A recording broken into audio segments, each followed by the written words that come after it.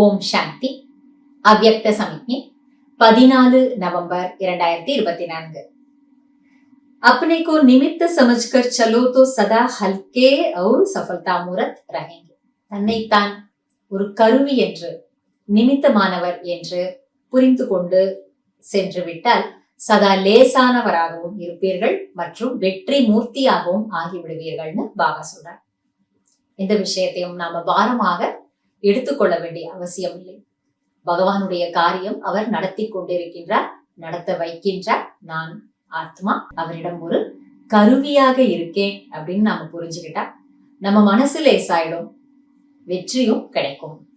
பாபா சொல்றார், கபி சேவா கம் ஹோதி கபி ஜியாதா தோ போஜ் ந லகே. சில சமயம் சேவை குறைவாக நடக்கும், சில சமயம் அதிகமாக இருக்கும்.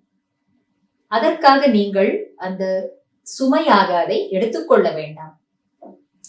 क्या होगा कैसे होगा कराने वाला करा रहा है और मैं सिर्फ निमित्त बन कार्य कर रहा हूं. அதனால் என்ன நடக்குமோ எப்படி நடக்குமோன்னு நம்ம யோசிக்க வேண்டிய அவசியம் இல்லை. செய்ய வைப்பவர் செய்ய வைத்துக் கொண்டிருக்கின்றார் மற்றும் நான் வெறுமனே நிமித்தமாக ஒரு கருவியாக ஆகி இந்த காரியத்தை செய்து கொண்டிருக்கின்றேன். நான் மட்டும் செய்யல, என் கூட பல பேரை ஈடுபடுத்தி பாபா என்ற அந்த கல்யாணக்காரி அப்பா செய்ய வைக்கிறார். அதனால சேவாதாரி அர்த்தாத் நிர்மான் பன் நிர்மாண கர்னேவாலி. சேவாதாரி என்றால் பணிவுள்ளவராக ஆகி ஆக்கப்பூர்வமான உயர்ந்த படைக்கும் காரியத்தை செய்பவர் ஆவார்கள்.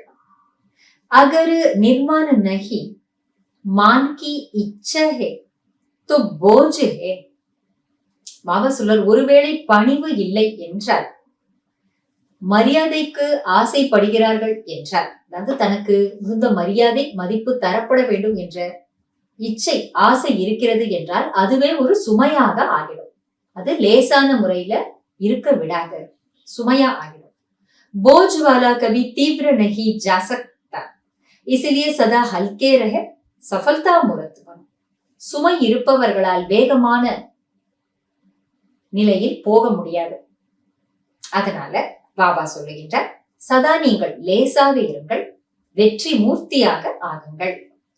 அதனால நான் ஒரு கருவி அப்படின்னு தன்னை புரிஞ்சுக்கிட்டு பணி உள்ளவர்களாக ஆனோம் அப்படின்னு சொன்னாலே வெற்றி கிடைச்சிடும். சதா நாம லேசான மனநிலையில இருந்து பாபா செய்ய வைப்பவர் என்ற நினைவுல இருந்து காரியங்களை செய்தாலே போதும், வெற்றி நமக்கு கிடைச்சிடும்.